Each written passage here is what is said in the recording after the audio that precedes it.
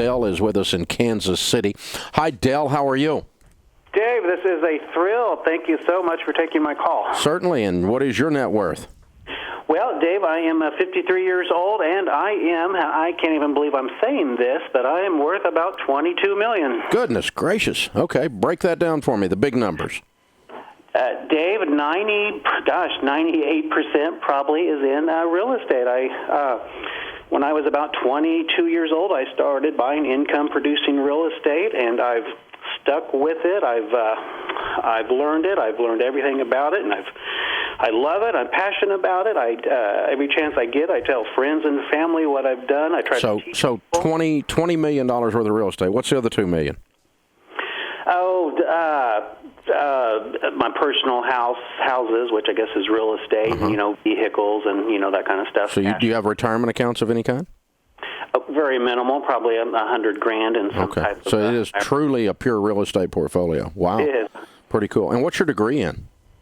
Dave, I was lucky to get out of high school, and that is an honest...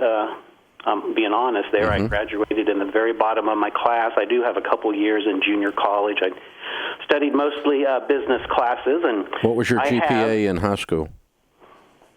You know what? It's been 30-some years ago. I have no idea. But low. It was low. It was low. Yeah, that's what you're saying. So I am guessing when I get to this debt question, you're going to tell me you did borrow money to create wealth, that you're going to say you borrowed money on this real estate. Dave, I can tell you, when I started out buying real estate, I use creative financing. I never would have dreamt of buying automobiles or stereos or clothes or vacations with debt, but I have to say I did, and I still do today, buy income-producing real estate with debt, but I'm very careful about it. Got it. Again, I wouldn't it's worked. I mean, you killed it. Your $22 million net worth's real at 53. So what's your highest household income year? Oh, in the last couple years, my tax return is floating right about $1 million a year. Okay, and that's rental income. Yes, sir. All right, hold on. When we come back from the break, I got a couple more questions for you. You're off the charts one here. You're an outlier, and I want to learn from you. This is pretty cool. Very nice. This is the Dave Ramsey Show. We talk to all kinds of millionaires who made their money in the music business, millionaires who are famous, millionaires who aren't, millionaires who borrowed money, millionaires who didn't, millionaires who bought new cars, millionaires who didn't, millionaires who graduated from high school, millionaires who have a PhD. We talk to all kinds of millionaires because all we care about is you're a millionaire, how'd you do that?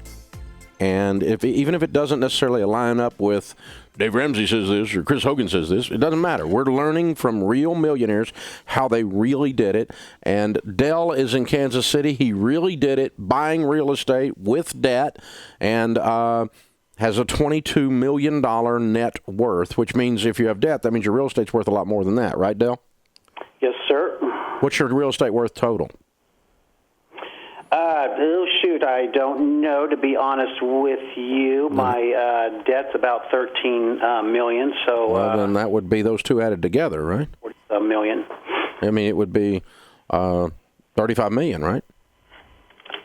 Yes. Because 35 minus 13 is 22, if that's your net worth, right? Yes, sir. Unless I'm missing something. Okay. So you did creative financing, and you've got a little bit of debt, but your debt is less than 30% of your net worth. You have a 70% equity position, right? Yes, that's true. Has it always been that way, or have you worked up to that?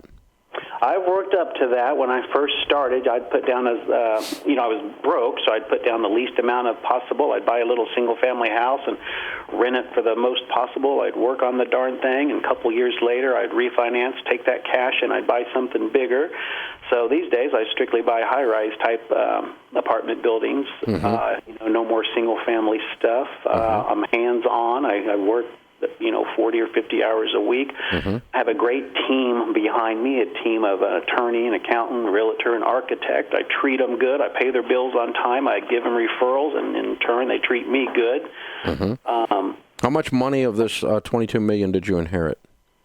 Not a penny. Not a penny. Okay, cool. I think I'm a true rags to riches type of guy. I come from what I would call a poor family, I guess. My family wasn't in real estate, and when I started, that was pre-internet. So I educated myself by going to the library. I'd read real estate books. I'd read them over and over and over, and it just clicked with me, Dave. And I had what I call my light bulb moment. You know, I had some goals I wanted to reach, and one day a light bulb went off, and I thought, aha, real estate is how I'm going to achieve these goals. And I was always big about making written goals. I always say if your goal's not written, it's a dream. And I wanted goals. And when I was in my 20s, I said, I'm going to meet these goals. And I did it, and I haven't looked back. And I'm still, to this day, passionate about real estate. I love to talk about it. I love to, teach my friends about it. Chris, there's that intentionality we were talking about again. It really is. The written goal, the laser focus. And going in and reading, Dave, he's pursuing knowledge. Is that what you would tell people now, Del, if you were talking to a millennial and they said, oh, you can't be a millionaire now, you have to inherit all your money? What would you tell them? Dave, I would tell them to get some written goals. I would tell them to find what they're passionate about. I would tell them to learn everything they can about that and to not stop learning.